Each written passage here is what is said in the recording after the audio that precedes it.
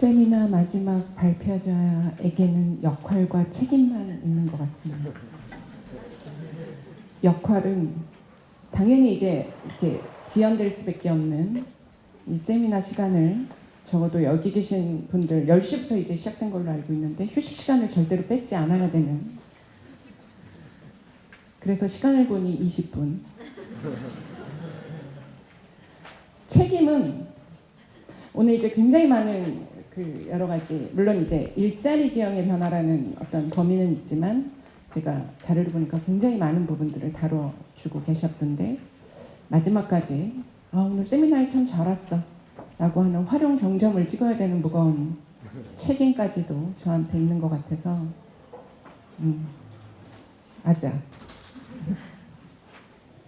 사실은 경기도 일자리 재단에서 발표 요청을 받고, 그리고 이제 발표를 위해서 이 자리에 오고, 그리고 앞서 발표하시는 분들의 이야기를 굉장히 경청하는 듯 제가 앉아 있었지만, 사실은 제 머릿속에는 어떤 안타까움이 있었냐면, 여기 오신 분들이 어떤 세미나에서 어떤 목적을 가지고 여기 오셨을까를 제가 알지 못한다는. 물론 저도 이름으로 하다가 지금 무대에 나와서 저희 실체를 보시겠지만, 여기 오신 분들이 어떤 것을 하나 정도는 가지고 가셔야 이제 잘 왔다고 생각하실까. 내가 너무 정보가 없구나.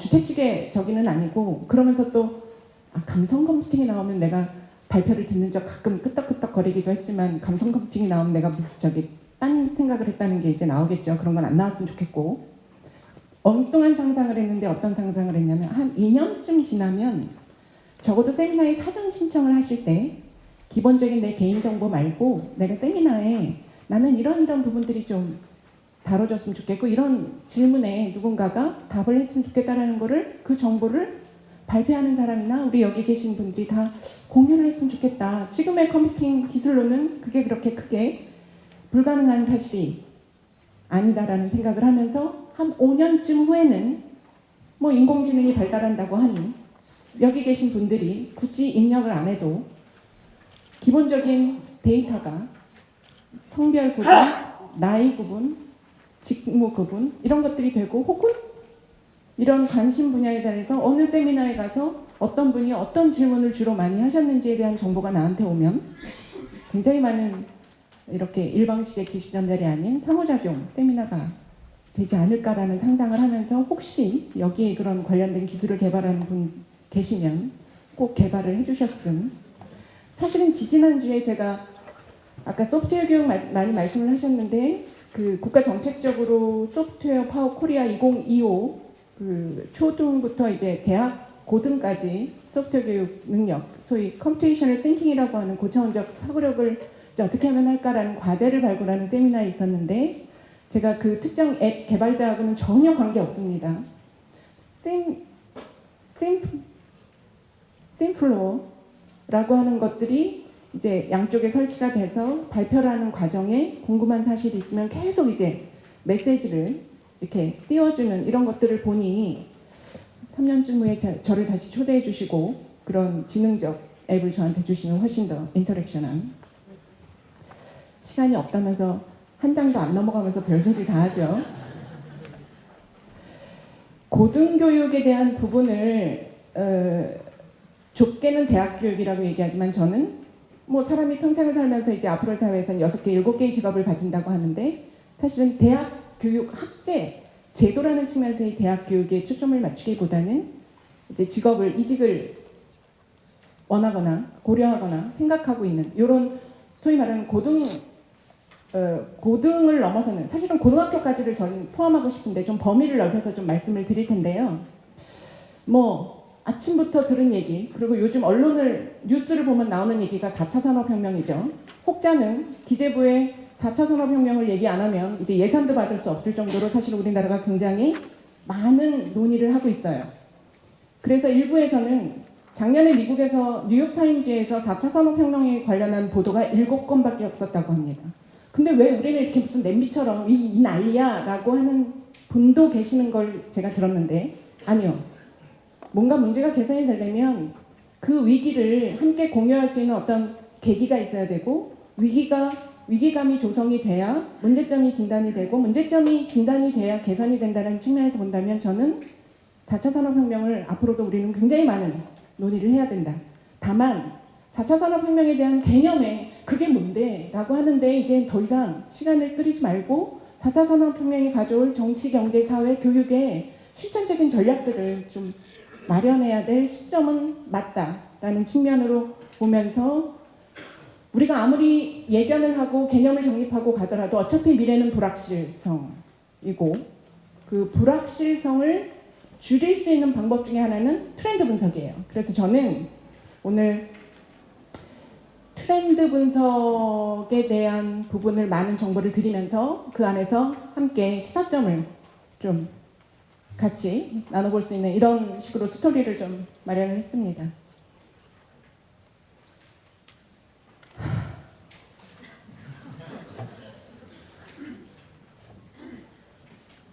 설명 안 하려고요. AI와 ICBM을 동인으로 하는 초연결 초지능적인 사회. 이제 쥐내려 이제 그만해. 조류 인플루엔자와 대륙간 탄도미사일이 우리 사회를 변하게 할 거다. 이 시점에서 웃으셔야 돼요. 아줌마 개그예요. 아직도 웃지 않으시는 분은 저 여자가 지금 무슨 얘기를 할까? 사회 변화에 대한 부분으로 본다면 아까 많은 분들이 말씀하셨던 것처럼 핵심 키워드만 정리하면 결국은 인간과 기계의 공존이고 현실과 가상의 융합이고 인간과 인간 간의 초연결에 대한 부분이죠. 그것이 이제 교육에 어떤 시사점을 줄 건지에 대한 부분을 보면 인간과 기계에 우리가 인간한테 지배당할 수는 없는 거죠. 기계가 부장이고 내가 사원으로 부장이 얘기하는 것을 내가 할 수는 없는 거죠. 인간이 인간으로서의 가치를 가질 수 있도록 하는 어떤 교육적 방향과 그거 전략이 무엇일까? 라는 측면에 우리는 초점을 맞춰야 되는 거고 현실과 가상은 분명히 관련된 산업을 지금까지 없었던 산업을 발달시킬 것이니 진로직업이라는 측면에서 분명히 시사점을 줄 것이고 인간과 인간에 대한 부분은 전통적으로 우리가 교육을 시킨다고 했을 때 강의실 전통적으로 우리가 교육을 시킨다고 했을 때 이렇게 면대면라고 하는 부분들이 왜 꼭 그래야지 교육이 일어난다고 우리는 생각을 하지? 라는 측면에 어떤 네트워킹으로 인한 우리 학습자 측면에서의 경험과 기회 확대에 우리한테 시사점을 준다고 설명을 하고 가고 이것도 스킵할 거예요.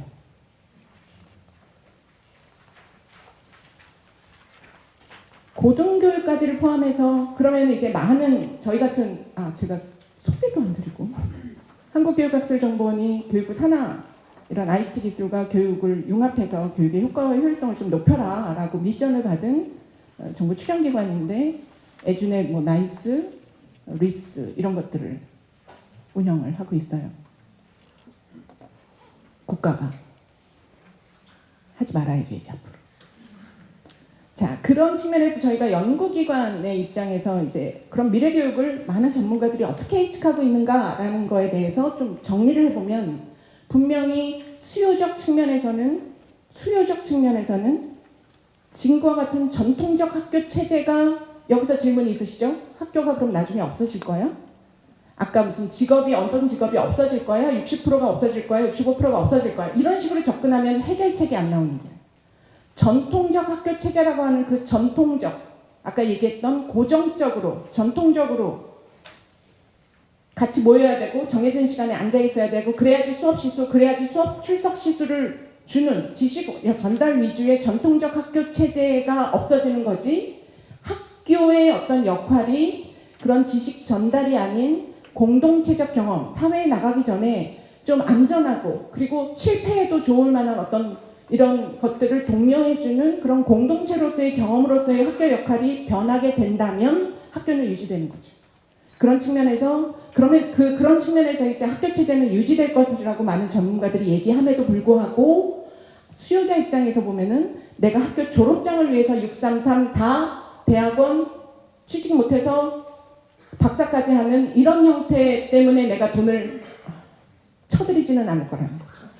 그렇다면 다양한 자격증이 나타나고 그리고 대안적 형태의 어떤 코스웨어, 프로그램이 많아질 것이라는 게 이제 예측이 되고 있고 같은 관점으로 졸업장보다는 학력 인증을 보는 학생 수가 증가되고 고등학교와 특히 2년제 대학 이런 미래교육에 대한 예측에 그럼 어디가 더 많이 변화에 이렇게 영향을 받을 것이냐, 영향력을 보면 사실은 고등부터 초등까지 내려오게 될 거라는 것이 많은 사람들의 예측이에요.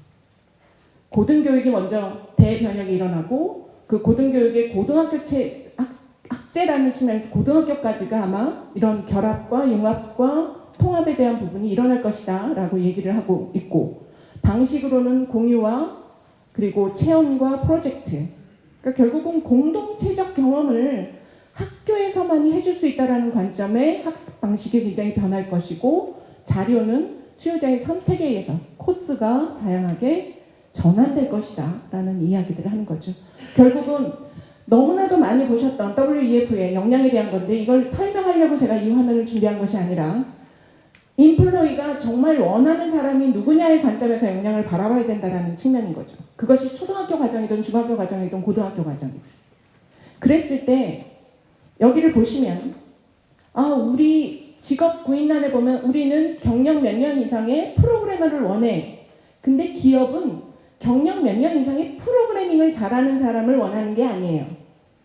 프로그래밍을 하는데 네가 머리를 창의적으로 잘해서 지금과 같은 프로그래밍 그 결과물이 아니라 더 독보적이고 시장에서 잘 팔릴 수 있는 창의적인 프로그래밍을 만들 사람을 원하는 거죠. 그런 측면에서 역량이 여전히 저거 뭐 언제는 안 준다고 얘기했어? 라고 하더라도 그거를 연계시켜서 어떤 인재인가, 특히 2020년에는 이모셔널 인텔리전스가 6번에 위치될 정도면 결국은 인간이 인간으로서의 어떤 기계에 종속되지 않는 가치를 하기 위한 어떤 역량이 이제 이렇게 새로 최우선, 우선순위가 바뀌면서 감성지능이 굉장히 중요하게 이루어지고 있다. 그것을 어떤 thinking이라는 측면, working이라는 측면, 그리고 어떤 working에 필요한 툴이라는 측면, 그리고 삶을 살아간다는 측면으로 이렇게 구분해서 역량에 대한 연구가 많이 이루어지고 있죠. 그래? 미래교육에 대한 예측이 이러하고 역량이 있어야 돼? 근데 항상 어떤 역량은 곧 교육의 비전인데, 국가의 비전이 될 텐데, 항상 지금 현실과의 에즈이즈, 이런 갭을 정확하게 아는 건 굉장히 중요하기 때문에 몇 가지 데이터를 가지고 말씀을 드리면, 그냥 심각하다. 그리고 미스매치다. 제가 5초 드릴 거예요. 그냥 보시면 돼요.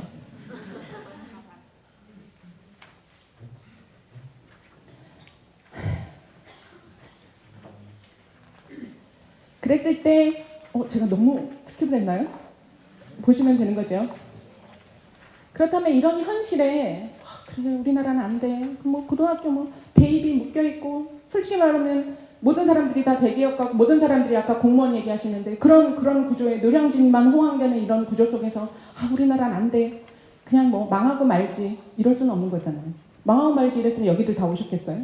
그런 측면에서 본다면 방향에 대한 부분을 시작점을 얻기 위해서는 트렌드 분석이 중요하다고 말씀을 드렸는데, 그 중에 하나가 무크라는 것이 솔직히 한 4, 5년쯤에 나왔을 때 저는 유행이 될 거라고 생각을 했었어요. 저게 왜냐하면 우리나라가 특히 온라인으로 인한 어떤 기존의 교육체제를 뒤집는다, 어떤 새로운 방식을 받아들인다, 이런 것이 초중등 단계뿐만이 아니라 고등 단계에서도 굉장히 어렵다고 저는 생각을 했는데, 사실은 이런 트렌드가 현재 교육체제에 대한 어떤 것들을 조금씩 변화하고 있다는 걸 저는 요새 느끼는 것이, 그 대표적인 것이 이제 무크죠. 이게 아까 미래교육 예측과 별반 다르지 않아요. 수요자가 좋은 서비스에, 수요자가 좋은 강좌에, 수요자가 그 인증을 가지고 내가 필요한 어떤 진로 직업을 하는데 그 인증서가 먹혀든다면 이 서비스는 앞으로 확산될 것이고, 이 무크를 주창하는 막 떠들고 다니는 많은 사람들이 어떤 예견까지 하냐면 앞으로 10년 내에 전 세계에는 10개의 대학만이 남을 것이다. 그런 식으로 데이터 얘기하는 사람은 아까 믿지 말라고 우리 영생 선임 연구원님이 말씀해 주셨어요. 아까 또 딴 생각했어요. 저분은 저 분야에서 영생 아주 막 그런 측면에서 본다면 여기 계신 분들이 가르치는 대학 선생님, 교수님들도 계실 거고, 그 대학의 학생일 수도 있고, 혹은 어떤 직업훈련 트레이닝을 맡은 분도 계실 거고 그 학습자도 있으실 텐데 그런 측면에서 본다면 결국은 이제 교사학습 방법에 대한 어떤 전체적인 온라인을 통한 수요자 선택권이 보장되는 이런 서비스에 대한 발달에 대해도 관심을 가져야겠지만 당장 우리 대학에서 당장 내가 맡은 우리 트레이닝 기관에서 지금과 같은 방식이 아니라 또 어떤 다른 방식을 내가 좀 취해볼 수 있을까라고 하는 거에 대한 하나의 시사점은 플립러닝이라고 하는 부분이지. 근데 저는 이 플립러닝이 우리나라에 들어왔을 때 초중등 교육의 어떤 문제점을 해결할 수 있는 굉장히 좋은 학습 전략으로 받아들인다고 생각했는데 오히려 지금 확산되는 것은 대학이에요. 제가 이렇게 영상 촬영이 되기 때문에 속된 표현을 많이 안 해서 사실은 쪽팔리는 일이지. 무슨 소리냐면 이미 대학은 기본적인 지식을 다 습득하고 대학에서 다양한 토의와 토론과 어떤 심오한 어떤 사회 문제 해결을 위한 끊임없는 깊이 있는 어떤 탐구가 이루어져서 당연히 강의실에서 플립러닝을 굳이 얘기하지 않아도 이런 학습 방법이 이루어졌어야 되는데 우리의 대학 현실이 트레이닝의 현실이 그렇지 않으니 플립러닝이 왔을 때 이게 우리가 해결해야 될 방법이다라고 취한다는 거는 사실은 한 번쯤 생각해 봐야 될 부분이 있지만 그럼에도 불구하고 이것이 만약 기존의 교사학습 방법을 바꿀 수 있는 가능성이 있다면 이거에 대한 어떤 시사점을 우리가 받을 수 있는데 플립러닝이라는 게 기본적인 개념이나 원리나 지식은 미리 습득하고 강의실에서는 그 과제에 대한 문제 해결을 위한 토의 토론 그러니 교수의 역할이 있는 거고 그러니 트레이너의 역할이 있는 거겠죠. 혹시 삐져나갔을 때 그걸 제대로 잡아주거나 주제가 너무 광범위해졌을 때 그 주제를 명확하게 해주거나 이런 것들이 이제 플립러닝에 대한 부분이고 이미 유니스트나 이런 곳에서 많이 실천되고 있는 거예요. 또 한 가지 우리가 이거는 사실은 개인의 어떤 교육기관에 어떤 대학에서 광범위하게 추진할 영역일까라는 거에 대해서는 약간 갸우뚱하지만 전반적인 소위 학습자 개개인에 대한 관심과 수요, 소위 말하는 맞춤형 교육을 위해서 지금 시점에서 필요한 것이 뭘까라는 측면에서 본다면 학습 분석이에요. 기술적으로는 아까 대륙간 탄도미사일의 세 번째가 B가 빅데이터이고 사회 전체적으로 마케팅에서 선거 전략에서 그 빅데이터 분석으로 인해서 굉장히 맞춤형 어떤 마케팅을 할 수 있다고 하는 것처럼 교육 분야에서는 학습 분석이라고 하는 러닝 어널리틱스가 이미 학문적으로 연구되고 있어요. 그런 서비스들이 이제 나오기 시작했죠. 대표적인 게 같은 무클에도 초중등에 좀 초점이 맞춰져 있는 칸 아카데미라든지 애리조나 주립대학에서 말씀드리겠지만 도입한 이런 것들이 다 너가 죄송합니다. 누군지를 알아야 내가 뭔가를 할 수 있는 거 아닌가라는 거죠.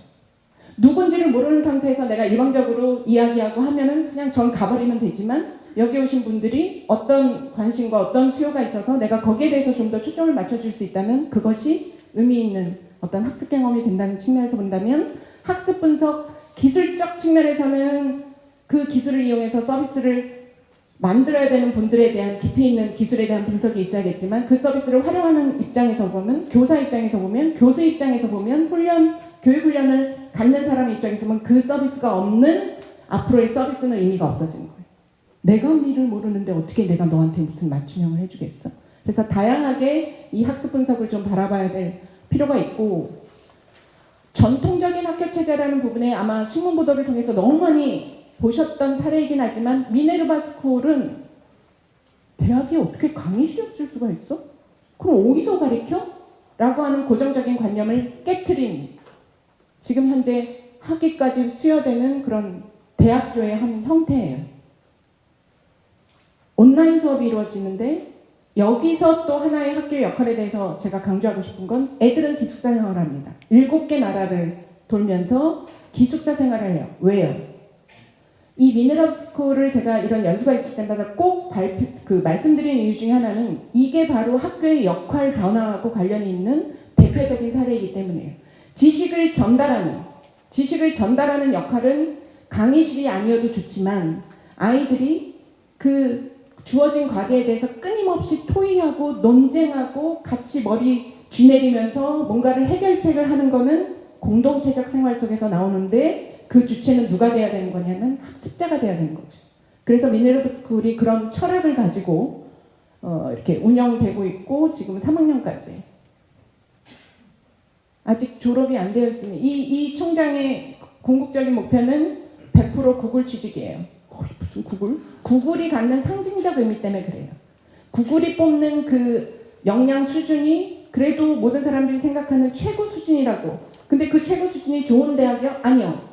창의력 없으면 거기서는 못 배겨나는 그런 기업 문화에 우리 애들을 취직시키겠다라고 하는 것이 이 대학의 전체적인 역량중심 교육과정으로서의 어떤 변화를 위해서 얼마나 끊임없이 노력하고 있느냐를 볼 수 있기 때문인 거죠.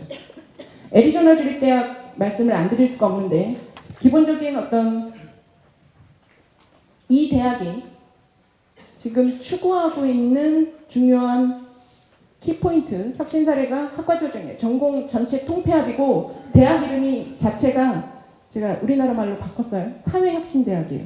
저 무슨 대뚱맞은 소리? 예체능 대학이면 대학, 사범대학이면 사범대학이고 약학대학이면 약학 명확해야지. 사회혁신대학은 도대체 뭘 가르치는 거야? 대학에서 뭘 가르쳐야 된다라고 생각 안 하는 거죠. 궁극적인 목표를 가지고 대학의 통폐합, 그리고 이 어드바이저라고 하는 인공지능 조교. 아이들은 아직도 제 딸은 저한테 엄마 나 다음 학기에 뭐 들었으면 좋겠어라고 논의하는데 이런 제가 잘못 가르친 거죠. 죄송합니다.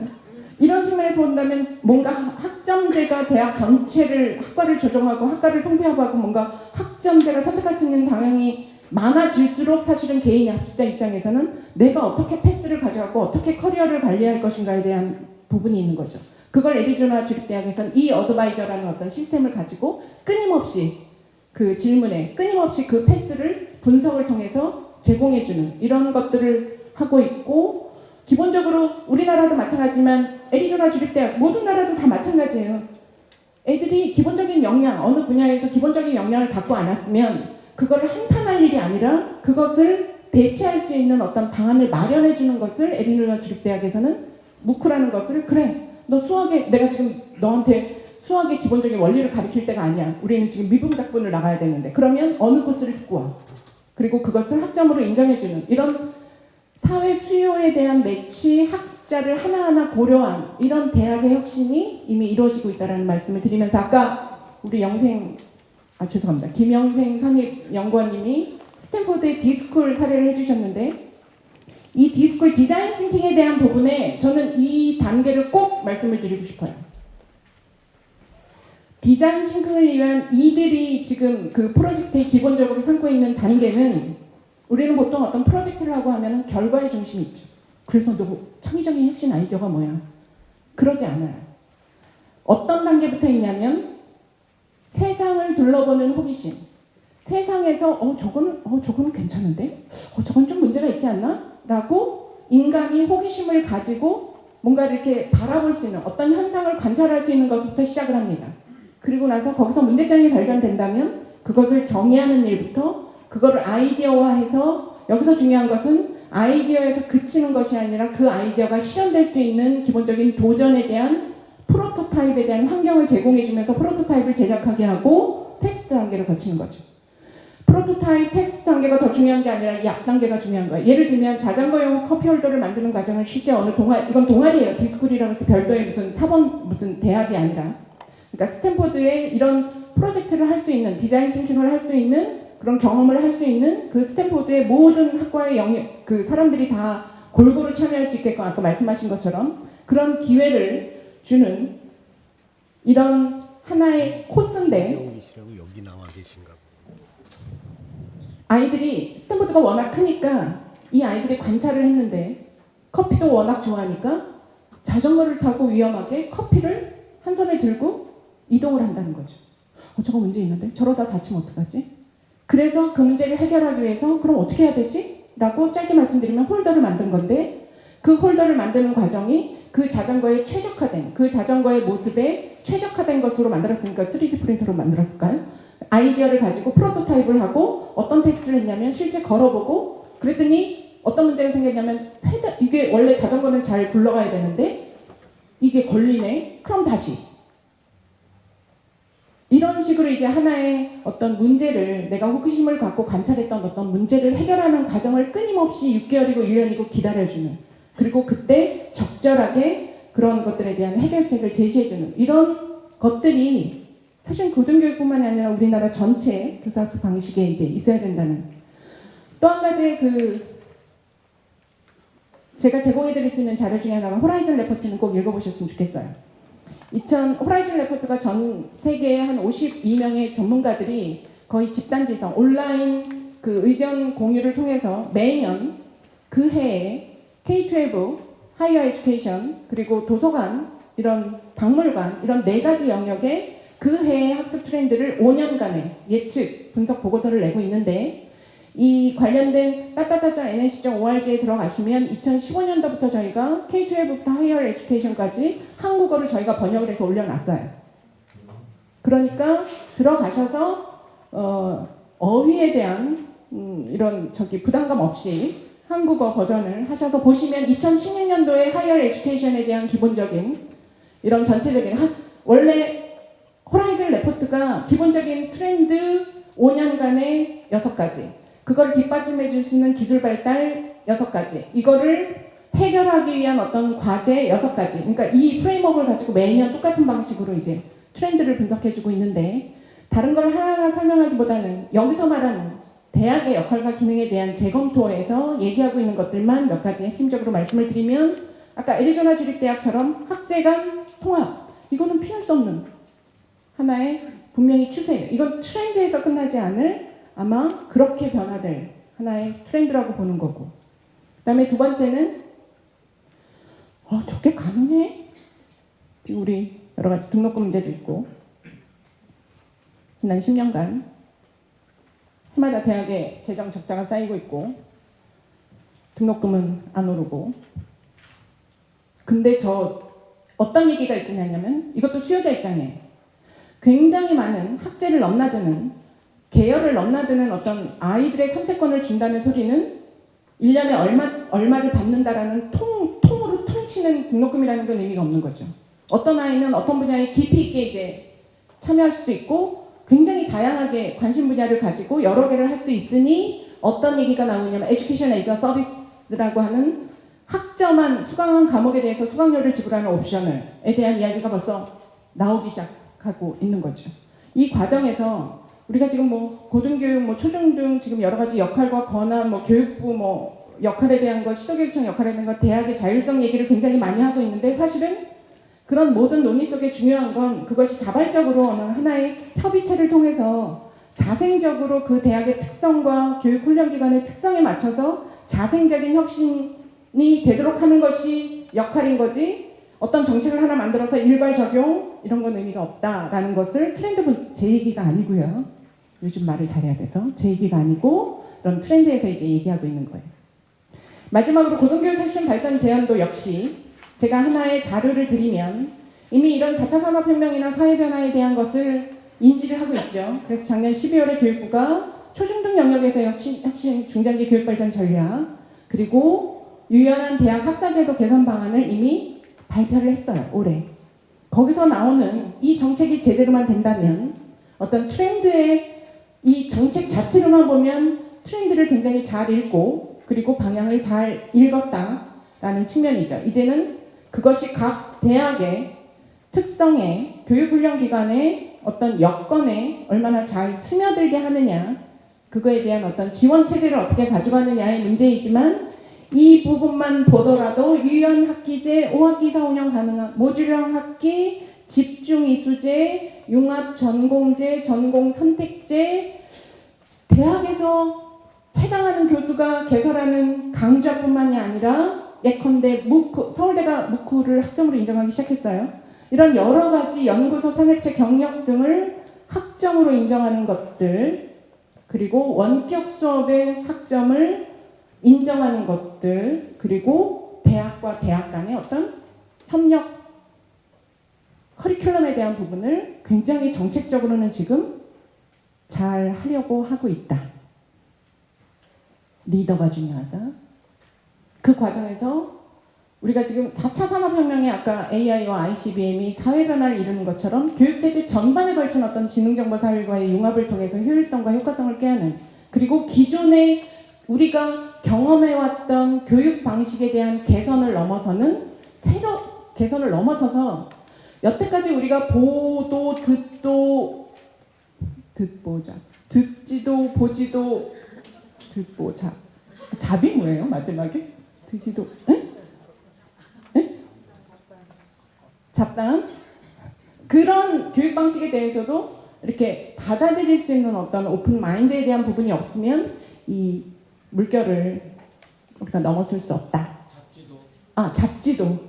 에? 이게 설마 듣지도 보지도 잡지도. 그것만 남을 것 같아요, 교장 선생님. 마찬가지로 어떤 협력과 기본적인 협의체에 대한 운영, 그리고 미스매치 문제를 해결하기 위한 어떤 전반적인 교육 역량 중심으로서의 교육과정 개편에 대한 이야기, 사실은 어쩌면 뻔하지만 우리가 반드시 해야 되는 이야기를 다시 한번 열거를 하면서 제 이야기를 마치려고 합니다. 감사합니다.